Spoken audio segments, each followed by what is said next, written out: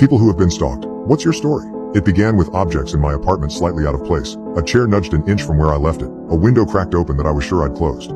I told myself I was just being forgetful, that I was overthinking it. But that comforting lie shattered when I found the note. It was folded neatly, tucked under my pillow. I remember the bile rising in my throat when I saw it. The message was simple but chilling. I like watching you sleep. That night, I barely slept at all. I spent the night pacing the apartment, checking every lock, every door, every window. I even called the police, but there wasn't much they could do. No break-in. No sign of anyone. Just my growing paranoia. Days turned into weeks. The footsteps behind me became more frequent, the glances I caught more brazen. I could sense the figure trailing me, watching me from across the street or a nearby alley. It was only a matter of time before they escalated. Then one night, I woke up to a sound, like something tapping against the window. I froze. Slowly, I turned my head toward the source of the noise. There, standing outside my window, was a figure cloaked in darkness, their face obscured by the reflection on the glass. They stood perfectly still, staring right at me. My heart nearly stopped. The tapping continued. I don't know how long I stayed frozen, too terrified to move. Eventually, the figure melted back into the shadows, disappearing as if they'd never been there. But they left a mark. The next morning, I found another note, this one taped to the outside of my window. It read, "Soon. I couldn't live like this anymore." I changed the locks, added security cameras, even moved to a new apartment. For a few months I thought I was safe. I thought I'd escaped whoever it was that had been tormenting me. But then, last week, I got a package in the mail. No return address, no name. Just a small, plain box. When I opened it, my heart stopped. Inside was a single photo of me. Sleeping, taken from inside my new apartment. I dropped the photo, my breath catching in my throat as a wave of panic washed over me. How? How had they found me? I moved across the city. New building, new number. Hell, I even changed my daily routine. And yet, they knew exactly where I was. They were watching again. They'd never really stopped.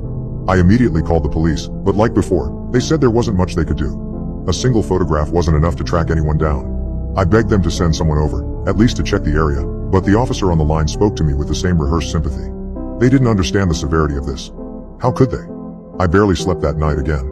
Every creak in the apartment, every groan of the building settling, felt like the prelude to something worse. I found myself constantly staring at the camera footage from my security system, but nothing moved. No shadows, no footsteps. Still, I couldn't shake the feeling that I wasn't alone. By the next morning, I'd made up my mind. I was done hiding. I wasn't going to live like a prisoner in my own life anymore. They wanted me afraid, paranoid, and weak. But I was tired of being the victim. So I started digging. I combed through every single detail, trying to figure out who could be doing this to me. I scoured my past, friends, co-workers, even exes. No one stood out. No one had a reason to stalk me this relentlessly. Then something clicked. My mind kept returning to the box the photograph came in. It wasn't just a random package. There was something familiar about it. The plain cardboard, the slight dent in the corner. It looked like the kind of box my workplace used to ship small supplies. But that didn't make sense. Unless someone at work was involved. I kept turning it over in my mind, each possibility more disturbing than the last. The only person who had regular access to my address was our office assistant Claire. She handled all the HR files, mailing out documents, checks, and packages.